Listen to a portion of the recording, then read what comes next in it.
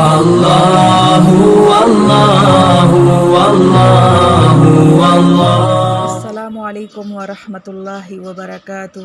رب اشرح لی صدری ویسر لی امری واحلل عقدۃ من لسانی یفقہوا قولی۔ اعوذ باللہ من الشیطان الرجیم، بسم اللہ الرحمن الرحیم۔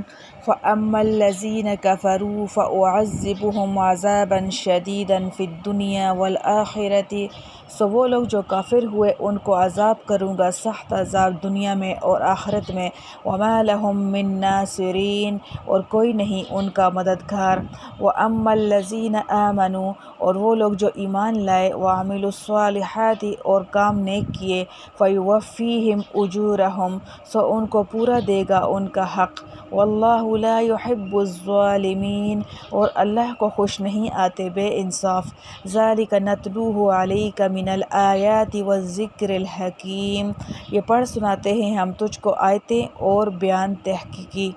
ربط آیات، اوپر آیت میں مذکور تھا کہ میں ان اختلاف کرنے والوں کے درمیان قیامت کے روز عملی فیصلہ کروں گا۔ اس آیت میں اس فیصلہ کا بیان ہے۔ خلاصہ تفصیل فیصلہ کی یہ ہے کہ جو لوگ ان اختلاف کرنے والوں میں کافر تھے سو ان کو ان کے کفر پر سخت سزا دوں گا، مجموعہ دونوں جہان میں، دنیا میں بھی وہ تو ہو چکی اور آخرت میں بھی کہ وہ باقی رہی، اور ان لوگوں کا کوئی حامی طرفدار نہ ہوگا۔ اور جو لوگ مومن تھے انہوں نے نیک کام کیے تھے سو ان کو اللہ تعالیٰ ان کے ایمان اور نیک کاموں کے ثواب دیں گے، اور کفار کو سزا ملنے کی وجہ یہ ہے کہ اللہ تعالیٰ محبت نہیں رکھتے ایسے ظلم کرنے والوں سے جو خدا تعالیٰ یا پیغمبروں کے منکر ہوں، یعنی چونکہ یہ ظلم عظیم ہے، معافی کے قابل نہیں، اس لیے مبغوض شدید ہو کر سزا یاب ہو جاتا ہے۔ یہ قصہ مذکورہ ہم تم کو بذریعہ وحی کے پڑھ کر سناتے ہیں جو کہ آپ کے من جملہ دلائل نبوت کے ہے اور من جملہ حکمت آمیز مضامین کے ہے۔ معارف و مصائب دنیا کفار کے لیے کفارہ نہیں ہوتے، مومن کے لیے کفارہ ہو کر مفید ہوتے ہیں۔ فَأُعَذِّبَهُمْ عَذَابًا شَدِيدًا فِي الدُّنْيَا وَالْآخِرَةِ، اس آیت کے مضمون پر ایک خفیف سا اشکال ہوتا ہے کہ قیامت کے فیصلہ کے بیان میں اس کہنے کے کیا معنی کہ میں دنیا و آخرت میں سزا دوں گا، کیونکہ اس وقت تو سزائے دنیوی نہیں ہوگی۔ حل اس کا یہ ہے کہ اس کہنے کی ایسی مثال ہے جیسے کوئی حاکم کسی مجرم کو یہ کہے کہ اس وقت تو 1 سال کی قید کرتا ہوں، اگر جیل خانہ میں کوئی شرارت کی تو 2 سال کی سزا کر دوں گا۔ فقط اس کا مطلب یہ ہوتا ہے کہ یہ 2 سال آج کی تاریخ سے ہوں گے، بس اس بنا پر یقینی ہے کہ شرارت کے بعد 2 سال کا حکم ہو جائے گا۔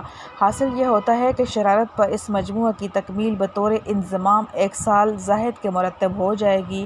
اسی طرح یہاں سمجھنا چاہیے کہ دنیا میں تو سزا ہو چکی، اس کے ساتھ سزائے آخرت منظم ہو کر مجموعہ قیامت کے روز تکمیل کر دیا جائے گا، یعنی سزائے دنیا کفارہ نہ ہوگا سزائے آخرت کے لیے، بخلاف اہل ایمان کے کہ اگر ان پر دنیا میں کوئی مصیبت وغیرہ آتی ہے تو گناہ معاف ہوتے ہیں اور عاقبت کی عقوبت خفیف یا دفع ہو جاتی ہے، اور اسی وجہ سے اس کی طرف لا یحب الظالمین میں اشارہ فرمایا گیا، یعنی اہل ایمان بسبب ایمان کے محبوب ہیں، محبوب کے ساتھ ایسے معاملات ہوا کرتے ہیں، اور اہل کفر بسبب کفر کے مبغوض ہیں، مبغوض کے ساتھ ایسا معاملہ نہیں ہوتا۔ بیان القرآن۔ الحمدللہ حمدا کثیرا طیبا مبارکا فیہ کما یحب ربنا ویرضی۔ ربنا اغفر لنا ذنوبنا وکفر عنا سیئاتنا وتوفنا مع الابرار۔